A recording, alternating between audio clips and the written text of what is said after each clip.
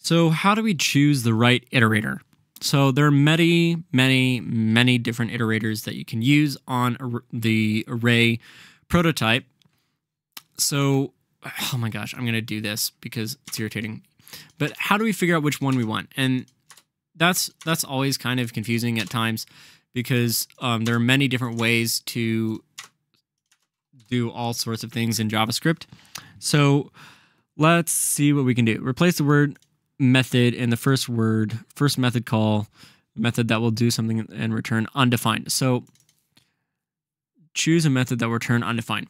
For each will return undefined. Okay, actually, yeah, for each is what returns undefined.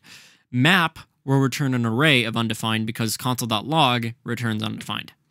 So if I run this, for each, this is partially why you don't use for each. One, it's just bad, but two, it doesn't really do anything. So whatever. You can do the same thing with the for loop faster. So in the second method call, replace the word method with a method that will return a new array with those elements longer than 7 characters. So this will be a filter. Okay. Because we're creating a new array and we're passing in something that returns a Boolean. So return that. Yep. In the third method call, return method with a method that accepts an array containing multiple values and returns a single value. So this is going to be a reduce. Notice how it has ACK and cur_val. You can tell accumulator, current value, and it's returning current value 0 plus C. Let's run that. And it's saying Code Academy.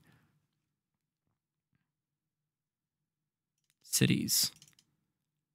Interesting. How do we get Code Academy out of that? Cur_val 0.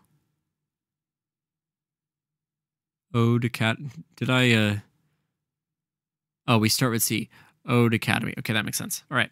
In the fourth method call, replace the word method with a method that returns a new array of numbers returned from the function. All right. So a new array will be a map function every time. If you're creating a new array of the same length, it will be a map. Okay. And then return a Boolean value. So this could be one of two things. It could be either some or every. I don't know which one because I don't know what you're trying to do. If you're trying to find if every single one of the numbers are less than 0, then you use every. If you're trying to find if some of the values are less than 0, then you use some. So either of these will work. But yeah, figuring out which array method to use. Don't use that one. Don't use it. I'll make a whole video explaining why. Don't use it. But all the others are useful. So yeah, I'll make the next video be explaining what's going on behind the scenes. So I'm going to stop recording and I'll see you in that video.